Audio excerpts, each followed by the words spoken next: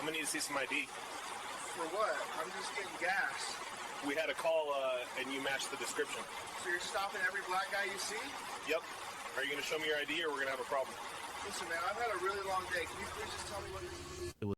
The Friday night of June 21st, 2024, began normally for James Mitchell, a decorated war veteran who had just left dinner with old unit buddies and was heading home. It was 10:14 p.m. when he pulled into a well-lit gas station on the road to his house, a routine stop he had made hundreds of times before.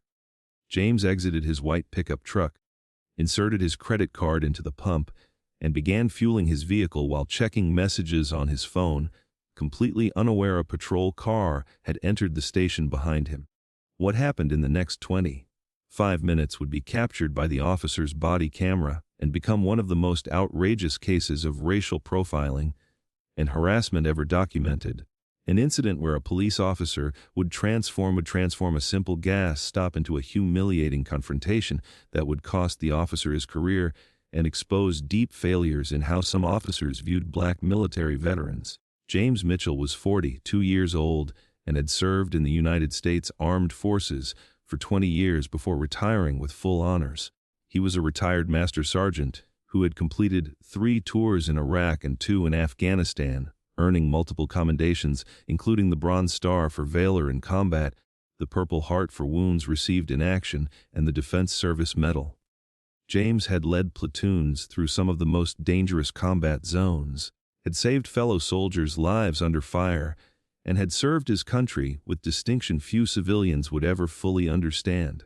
Since his military retirement 3 years earlier, James had worked as a security consultant for private companies, lived quietly in a suburban neighborhood, and rarely spoke about his military service unless specifically asked. The officer who would approach James that night was Derek Williams, a 6-year veteran of the local police department. Williams had a history that included 2 previous complaints for racial profiling, both filed away without significant disciplinary action, and a reputation among his colleagues for being confrontational and quick to escalate situations rather than de-escalate them. He had developed a pattern of making pretextual stops, particularly of black men driving vehicles he judged too expensive or out of place in certain areas. Williams had also expressed extreme politically conservative views on social media, including posts questioning the patriotism of social justice protesters and making derogatory comments about civil rights movements. That specific night, Williams was patrolling a commercial zone that included multiple gas stations and convenience stores. He saw James fueling the white pickup and apparently decided to investigate, though there was no suspicious activity, no law violation, no legitimate reason for police contact. James was simply standing beside his vehicle holding a gas pump, doing exactly what millions of Americans do every day without ever having police question them. But Williams saw a black man in a relatively new vehicle at night, and that apparently was enough to trigger his suspicions and prejudices. Williams parked his patrol car behind James's pickup, activated his body camera per protocol, and approached. James noticed the officer coming toward him and immediately became cautious, recognizing from previous experiences that police encounters could escalate quickly even when you had done nothing wrong. He kept his hands visible, held the gas pump firmly, and waited to see what Williams wanted. Williams's body camera would capture every second of what was about to happen, preserving evidence of an officer transforming a routine interaction into harassment based purely on race and assumptions. Williams stopped a few feet from James and began his interrogation without any greeting or explanation of why he was making contact. He asked James what he was doing there, a question so obviously nonsensical given James was literally holding a gas pump fueling his vehicle that it immediately revealed this wasn't about legitimate investigation. James responded calmly he was getting gas, pointing to the pump in his hand as if the answer wasn't completely obvious. Williams then asked if the vehicle belonged to James, the tone implying he doubted a black man could legitimately own a relatively new white pickup. James confirmed yes, it was his vehicle, and asked if there was a problem. Williams ignored the question and instead asked where James was coming from and where he was going, questions James had no legal obligation to answer when he wasn't being investigated for any specific crime. James, whose patience was beginning to wear thin, but who understood from experience that challenging officers could be dangerous, responded he had dinner with friends and was heading home. Williams pressed for more details. Where specifically had he dined? Who were these friends? Why was he in this area instead of a more direct route home? Each question revealed Williams was fishing for something, anything, that would justify continuing this stop that had no legal basis from the start. James decided to establish boundaries in this interaction before it escalated further. He told Williams politely but firmly that he had answered questions, that he was simply fueling his vehicle, and that he would like to know under what legal authority Williams was detaining him from continuing about his business. The question was reasonable and direct, exactly the kind of thing any citizen knowledgeable about their rights might ask when confronted with an apparently unjustified stop. But Williams reacted defensively, saying he had the right to make welfare checks and investigate anything that seemed out of the ordinary. James pointed out there was nothing out of the ordinary about a man getting gas at a public gas station, and that welfare checks generally required some indication someone needed assistance, which clearly wasn't the case here. Williams shifted tactics, asking if James had been drinking that evening. James responded he had one beer with dinner 3 hours earlier, completely honest about something that was legal and irrelevant, given he wasn't driving at the moment and hadn't committed any traffic violation.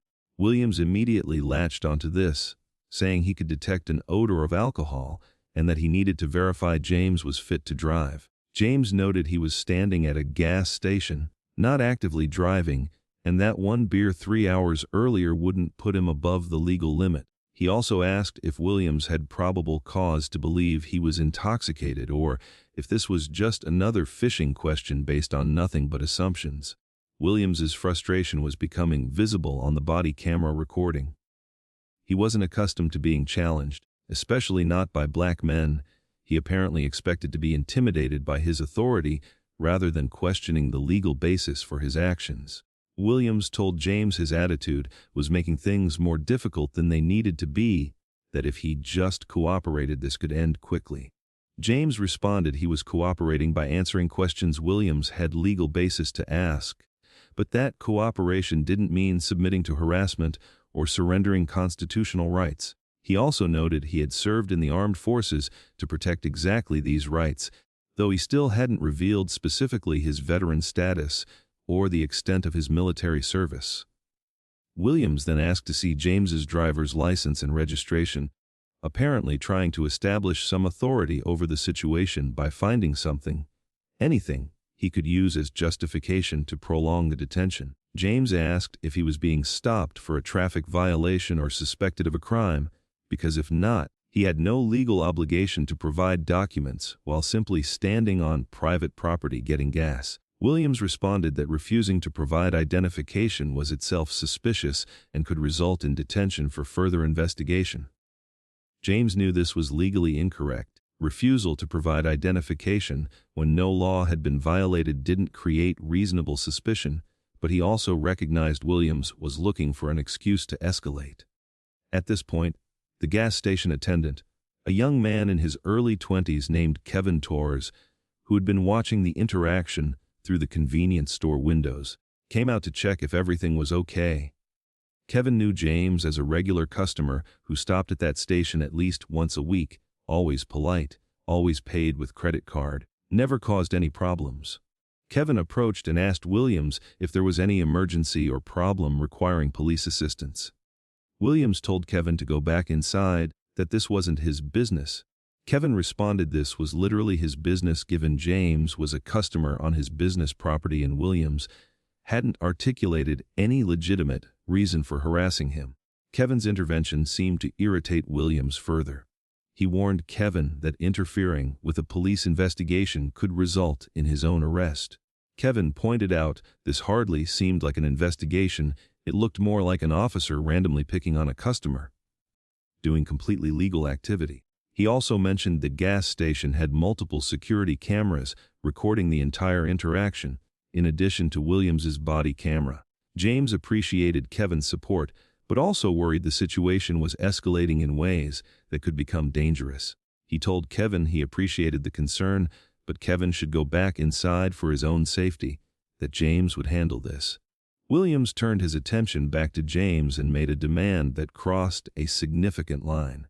He told James to put his hands on the pickup's hood and prepare to be patted down for weapons.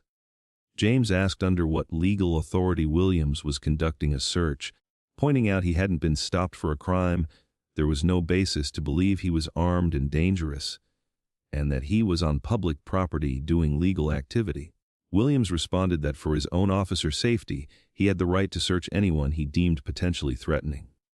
James stood still, not putting his hands on the hood but also not making any movements that could be interpreted as threatening. He told Williams clearly he wasn't consenting to a search, that he wasn't resisting but was exercising his Fourth Amendment right against illegal search. Williams then made the mistake that would transform this routine harassment into a career disaster.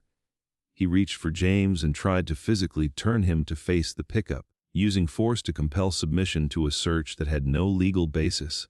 James instinctively stepped back, his hands coming up defensively, his military training kicking in as his body reacted to unauthorized physical contact.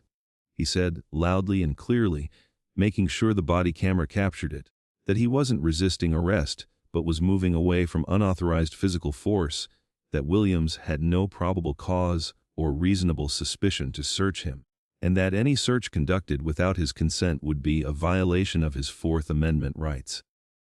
The body camera captured everything in sharp detail. Williams reaching for James without legal justification, James stepping back while verbally asserting his rights, and the escalation from a routine gas stop into physical confrontation. Kevin, still watching from a safe distance, had pulled out his own cell phone and was recording from a different angle. He called out to Williams that he was recording everything, that multiple cameras were capturing the interaction, and that Williams was clearly harassing an innocent customer without justification. Williams turned briefly toward Kevin and told him one last time to leave or face arrest for obstruction. But Kevin held his ground, keeping his phone steady, creating additional video evidence beyond the gas station's security cameras and Williams's body camera. The presence of multiple recording angles would make it impossible for Williams to later claim events had happened differently than they actually had.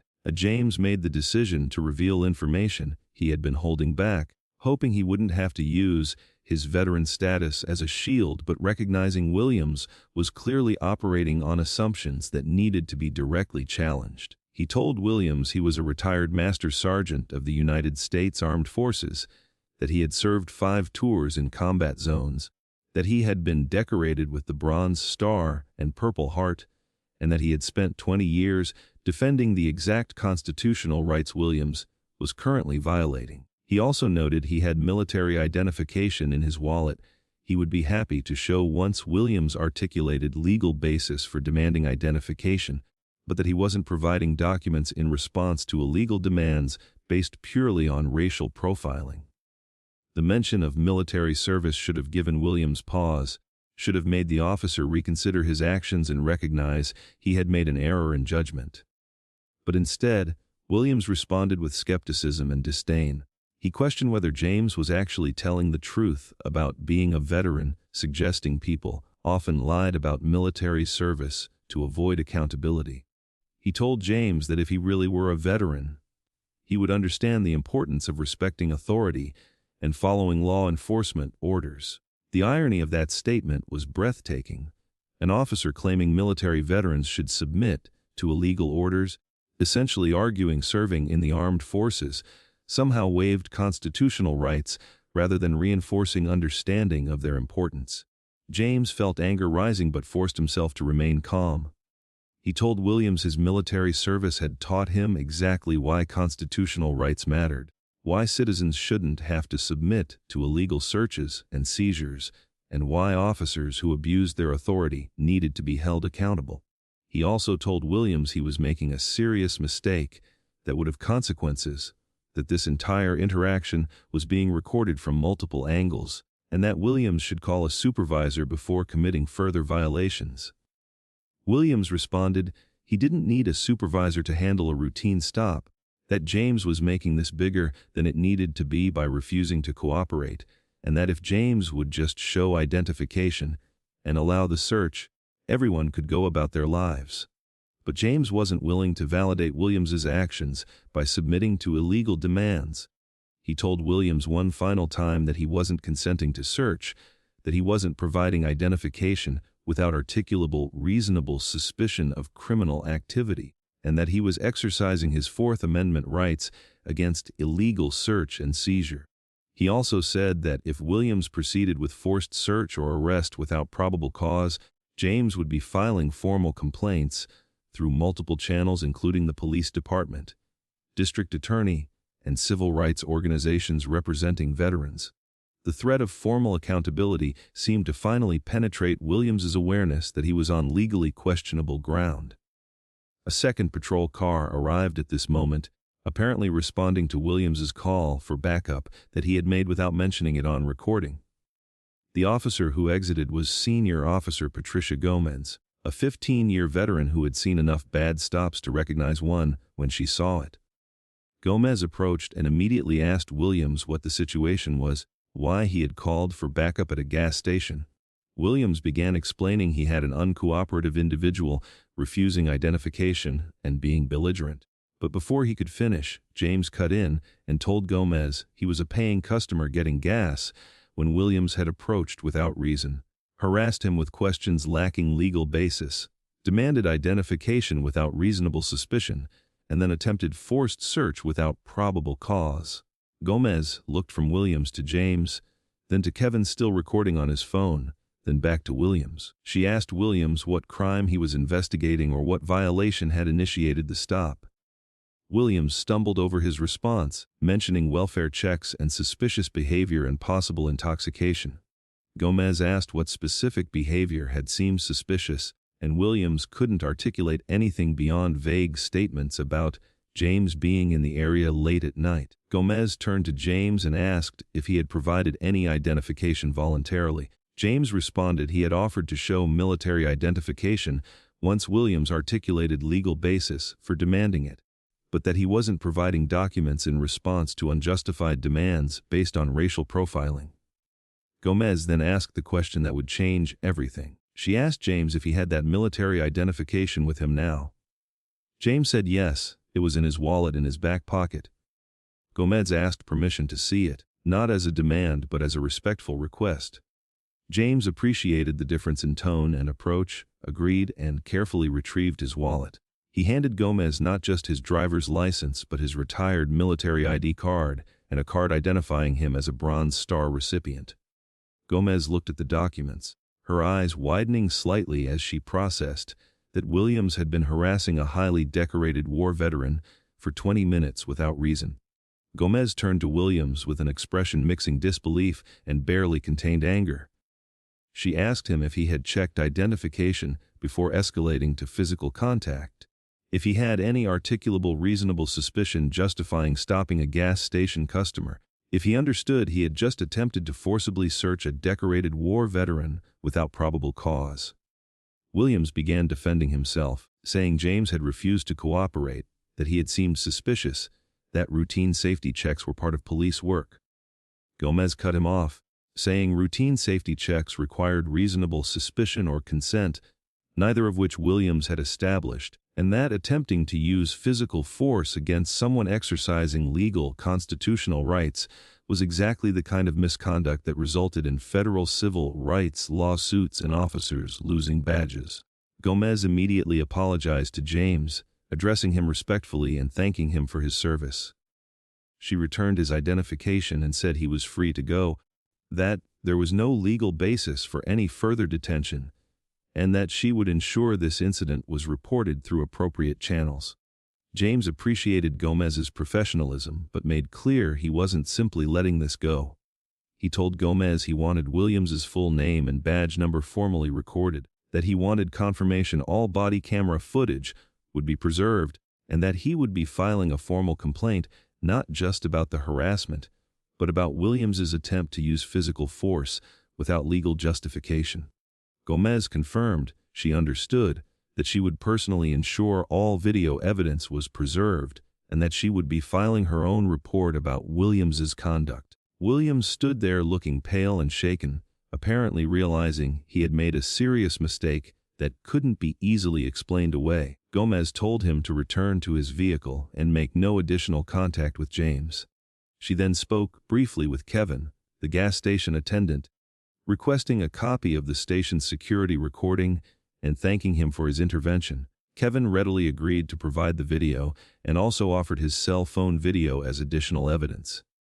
The existence of multiple recording angles, Williams's body camera, the gas station's security cameras, and Kevin's cell phone video created a comprehensive and irrefutable record of every aspect of the interaction. James finally completed fueling his vehicle, paid with his credit card, and drove home. But the adrenaline from the encounter kept him awake for hours, replaying every moment, processing the reality that he had served his country for 20 years only to be harassed by a police officer at a gas station for no reason other than his race. He had faced enemy fire in combat zones, had led soldiers through some of the most dangerous missions imaginable, and yet felt more threatened by an American police officer at a suburban gas station than he had ever felt on the battlefield. The irony was painful and revelatory. The following morning, James contacted the local Veterans of Foreign Wars organization and the American Legion, reporting the incident and seeking guidance on how to proceed. Both organizations expressed outrage and offered assistance, connecting James with attorneys specializing in civil rights cases involving military veterans. James also contacted the police department directly, filing a formal complaint through their online system and requesting a meeting with the police chief to discuss the incident. He made clear in his complaint he wasn't seeking personal revenge but systemic accountability, that Williams's behavior represented deeper failures in training and supervision that needed to be addressed. The police department received James's complaint on a Saturday morning, and by Monday morning it had become a priority for multiple layers of supervision.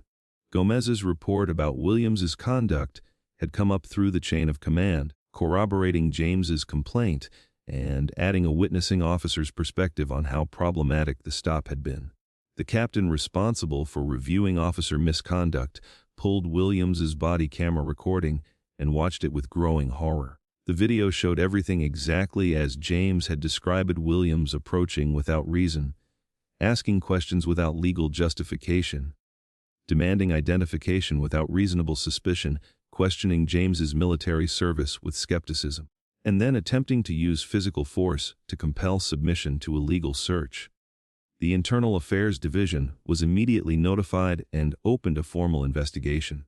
Williams was called to a meeting with his lieutenant and told he was being placed on administrative leave pending completion of the investigation. His body camera recording was formally preserved as evidence, as were the gas station security recordings Kevin had provided and the cell phone video capturing an additional angle of the confrontation. Investigators also pulled Williams's complete history of stops and citizen complaints, looking for patterns that might indicate whether this was an isolated incident or part of larger problematic behavior. What investigators discovered was troubling. In his 6 years with the department, Williams had received 7 citizen complaints alleging racial profiling or unnecessary harassment. 2 of these complaints specifically involved Williams stopping black motorists without clear traffic violations and then escalating encounters when motorists questioned the legal basis for the stops. None of these complaints had resulted in significant discipline. Most filed away as misunderstandings or situations where no clear misconduct had been proven. But the pattern was undeniable. Williams had a history of stopping disproportionately black people and treating their questions about his authority as challenges, justifying escalation rather than opportunities to de-escalate and explain. The story leaked to media within 4 days when someone, possibly from the veterans organization itself or the police department, provided details to local reporters. Once news broke with the headline, "Decorated Veteran Harassed by Officer at Gas Station," it generated an immediate wave of public outrage. Veterans organizations issued statements condemning James's treatment and demanding full accountability. The American Legion published a communique noting military veterans had sworn to defend the Constitution, not surrender constitutional rights, and that expecting veterans to submit to illegal stops and searches was an insult to their service. The VFW organized a protest at the police station, with veterans from multiple generations showing up in uniforms and carrying signs demanding respect for those who served. The body camera video inevitably leaked online within a week, though department officials denied being the source. Once public, it was viewed millions of times within 48 hours, shared widely on social media platforms with comments expressing shock and anger.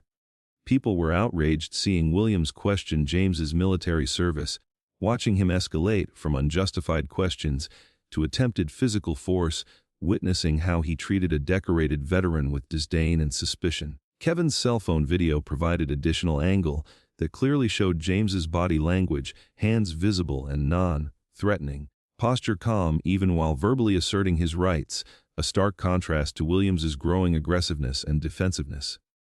Commentators on news programs, particularly those with military backgrounds, expressed outrage that a veteran with a Bronze Star and Purple Heart would be treated as a criminal suspect while getting gas.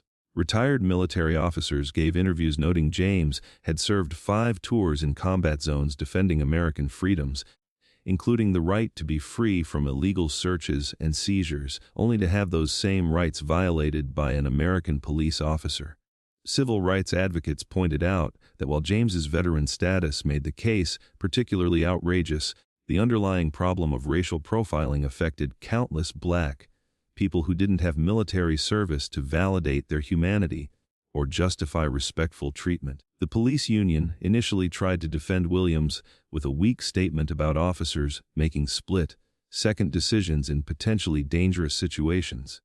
But when details of the video became widely known, showing Williams questioning James's veteran credentials and attempting forced search without probable cause, even the union backed away from their support.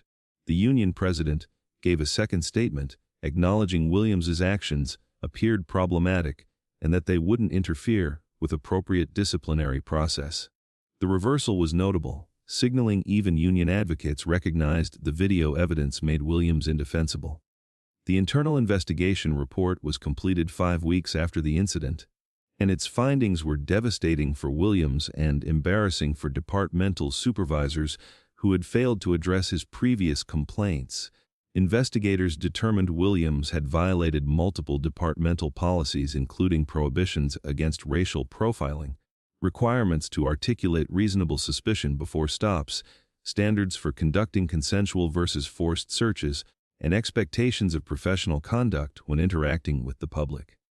The report specifically found Williams had no reasonable suspicion to approach James, no legal justification to demand identification, no probable cause to attempt search, and had demonstrated clear racial bias in his assumptions about who looked suspicious at a public gas station. The report also severely criticized 4 mid-level supervisors who had reviewed and filed away Williams's previous complaints without adequate investigation or corrective action. Investigators noted that if any of the 7 previous complaints had been taken seriously and investigated fully, Williams's pattern of problematic behavior could have been identified and addressed before it escalated to attempting to use physical force against a decorated veteran. The failure in adequate supervision had allowed Williams to operate for 6 years with essentially zero accountability, until finally doing something so blatant and well-documented it couldn't be ignored or minimized. The investigators' recommendation was immediate employment termination, permanent revocation of police certification, and referral to the district attorney for possible criminal charges of assault and deprivation of rights under color of law. Police Chief Robert Henderson accepted the termination recommendation without hesitation, understanding defending Williams would be both legally indefensible and politically suicidal. Williams was officially fired 7 weeks after harassing James at the gas station. His 6-year career ended by a pattern of racial profiling that culminated in attempting to use force against a military veteran doing completely legal activity. The State Board of Police Standards revoked his certification permanently, ensuring he could never work as a law enforcement officer anywhere in the state. But Williams's firing was just the beginning of consequences. The district attorney, under pressure from veterans organizations and with irrefutable video evidence, filed criminal charges against Williams for third-degree assault, a misdemeanor based on his attempt to use physical force against James without legal justification. The U.S. Department of Justice also opened an investigation into whether Williams had willfully violated James's federal civil rights, though federal prosecutors ultimately determined that while Williams had clearly violated James's rights, the proof standard for federal civil rights deprivation charges required demonstrating he had intentionally violated known constitutional rights rather than simply acting with implicit bias or poor judgment. James filed a federal civil lawsuit against Williams personally, the police department, and the city 3 months after the incident, alleging Fourth Amendment rights violations, assault, battery, intentional infliction of emotional distress, and municipal liability for failure to properly train and supervise officers with known patterns of racial profiling. The lawsuit sought not just compensatory damages for the harassment and attempted illegal use of force, but also substantial punitive damages meant to punish the misconduct and deter future similar violations.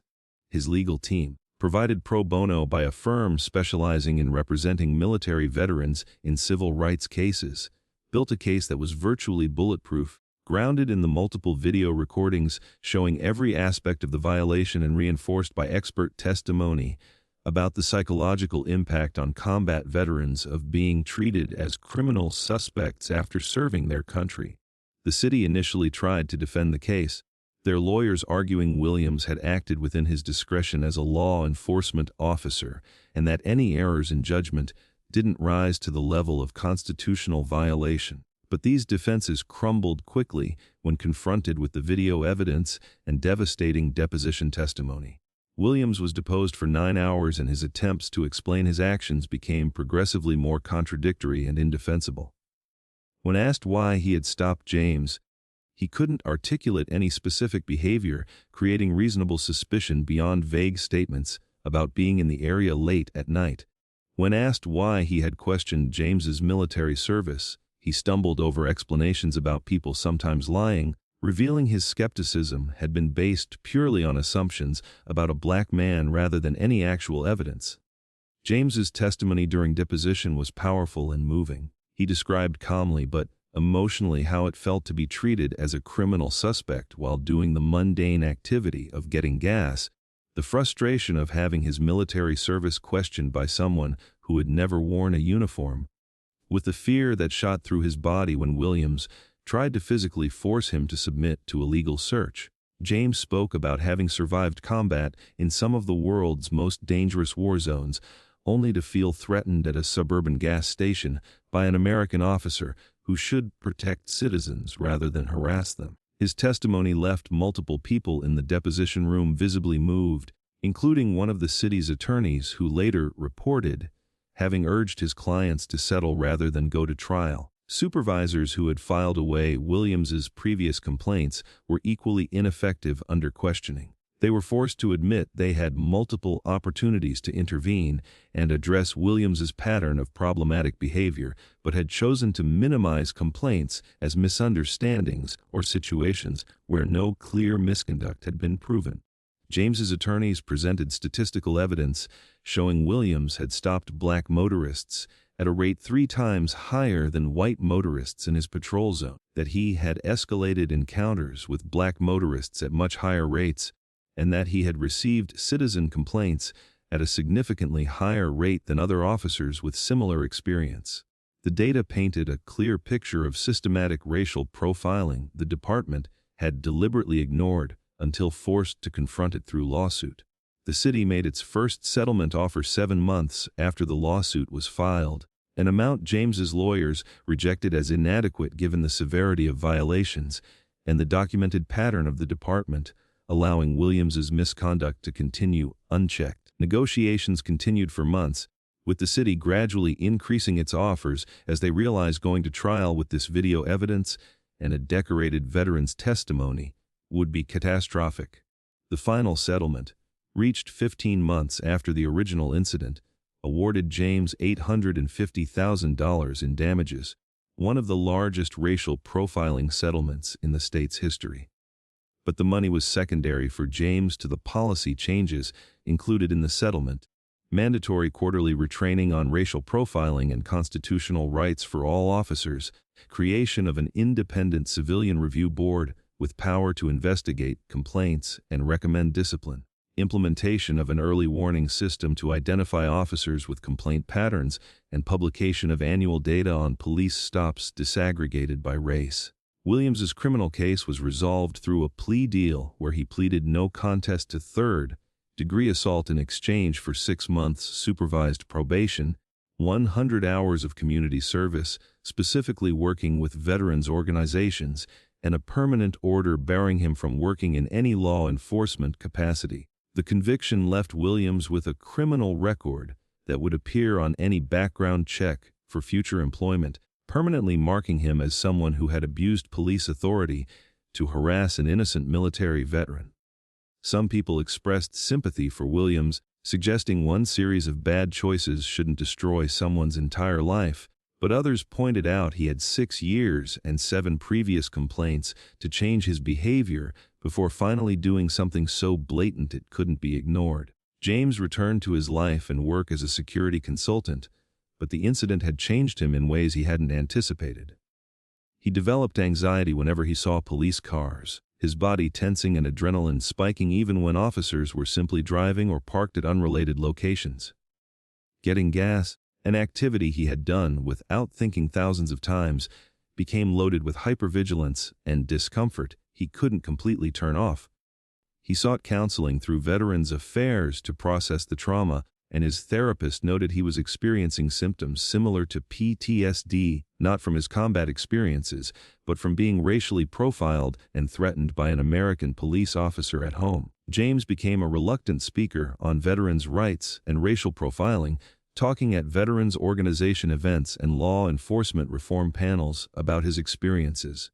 He emphasized in his speaking that military service shouldn't be necessary to justify respectful treatment by law enforcement, that all citizens deserved to have their constitutional rights respected regardless of whether they had served in the armed forces. But he also noted there was something particularly outrageous about veterans who had risked their lives defending American freedoms being treated as suspects and having those same freedoms violated by those supposedly charged with protecting them. His speeches resonated deeply with veteran audiences who shared their own stories of law enforcement encounters where their military service had been dismissed or questioned. Kevin Torres, the gas station attendant who had intervened and documented the incident, became an advocate for police reform in his community. He spoke at city council meetings about the importance of witnesses intervening when they saw police misconduct, about how his cell phone recording had provided critical angle of evidence that complemented official cameras, and about why ordinary citizens had a responsibility to document and report abuses of power when they witnessed them. Kevin also worked with the gas station to install signage informing customers the property had comprehensive video surveillance and that recordings would be provided to authorities or victims, police misconduct upon appropriate request. The police department implemented the reforms required by the settlement, though with resistance from some officers who saw the changes as overreaction to one incident involving one bad officer. But progressive departmental leaders, including Chief Henderson, who had assumed the position partly based on promises to reform departmental practices, pushed the changes with determination. The Independent Civilian Review Board began operating 1 year after the incident, and within its first 9 months had reviewed 43 citizen complaints, recommended discipline in 12 cases, and identified 3 officers with troubling behavior patterns requiring intensive retraining and increased supervision. The early warning system flagged 8 additional officers whose stop data showed statistically significant racial disparities, all of whom were subjected to mandatory review and corrective training. The video recordings of the incident became widely used in law enforcement training across the country, shown at police academies as a perfect example of how not to conduct a citizen interaction. Instructors paused the video at key moments. When Williams approached James without reasonable suspicion, when he demanded identification without legal justification, when he questioned James's military service with skepticism, when he attempted to use physical force without probable cause. Each moment became a teaching point about implicit bias, limits of police authority, and the critical importance of respecting constitutional rights even when citizens asserted them in ways officers found challenging. The video was also used in veterans' training about knowing their rights and how to document police misconduct. Williams disappeared from public life after his conviction and civil settlement, his attempts to rebuild his career frustrated by the viral video that remained permanently associated with his name. Online searches for Derek Williams Police immediately brought up the body camera video and dozens of news articles about how he had harassed a decorated veteran. He tried multiple jobs in private security, warehouse, and even construction, but employers invariably recognized him or discovered his background through background checks and rejected him, not wanting the liability of hiring someone with documented history of racial bias and authority abuse. Williams eventually moved to another state and found work in an unrelated field. His law enforcement career aspiration permanently ended at 32. The lasting legacy of the case extended far beyond an $850,000 settlement or one department's reforms.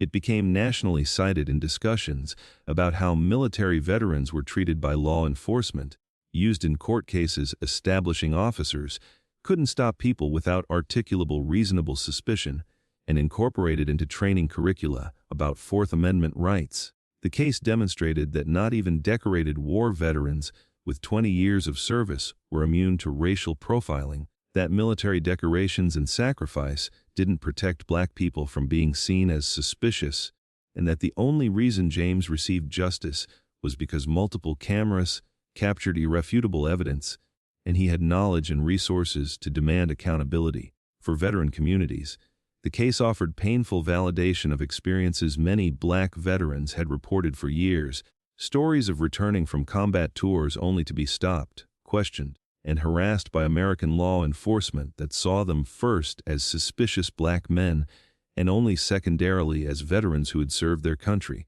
For law enforcement departments, it provided an impossible to ignore warning about consequences of allowing racial profiling to operate unchecked, and about the particular importance of treating military veterans with respect their service had earned. And for the broader public, it served as a reminder that systemic problems of racial bias in policing affected people of all backgrounds, including those who had literally risked their lives defending the American freedoms law enforcement was supposed to protect.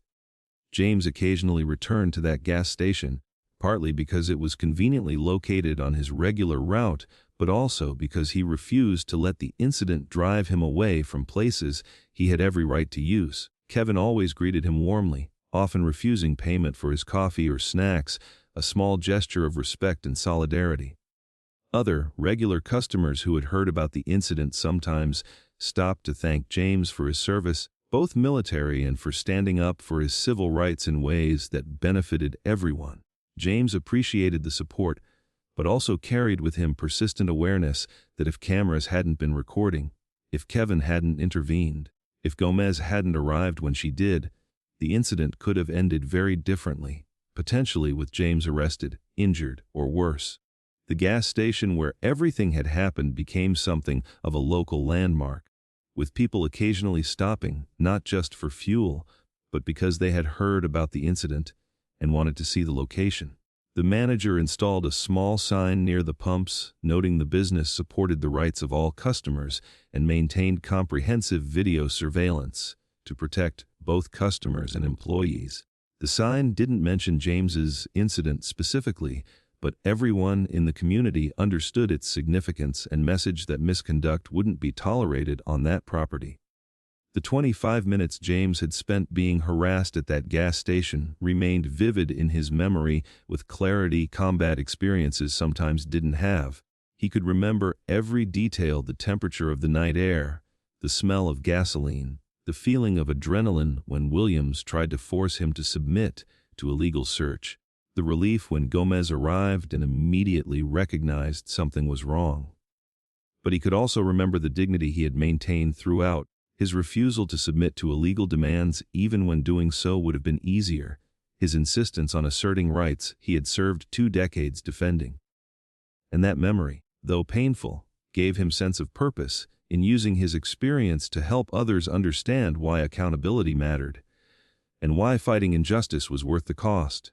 The reforms that followed James's case were imperfect and incompletely implemented, facing resistance from some officers and supervisors who saw changes as burdensome or unnecessary. But they represented progress, acknowledgement that racial profiling was a systemic problem requiring systemic solutions, and that individual officers like Williams were symptoms of deeper failures in training, supervision, and culture that needed to be addressed. And while one set of policy reforms couldn't undo the trauma James had experienced or guarantee no other veteran would ever face similar harassment, they represented a step toward accountability and justice that had been won through one man's willingness to transform his own violation into a catalyst for change. The white pickup James had been fueling when Williams approached remained his vehicle for years afterward. But he could never fuel it without remembering that night, without the heightened awareness that mundane activities could become dangerous encounters when officers operated based on bias rather than facts. And that awareness, though heavy, informed his ongoing advocacy as a veteran working to ensure those who had served their country weren't treated as suspects when they came home, that constitutional rights were respected regardless of race or veteran status, and that accountability wouldn't just be applied when officers committed violations so well documented they couldn't be swept under the rug, but would become standard practice, shaping how law enforcement operated every day.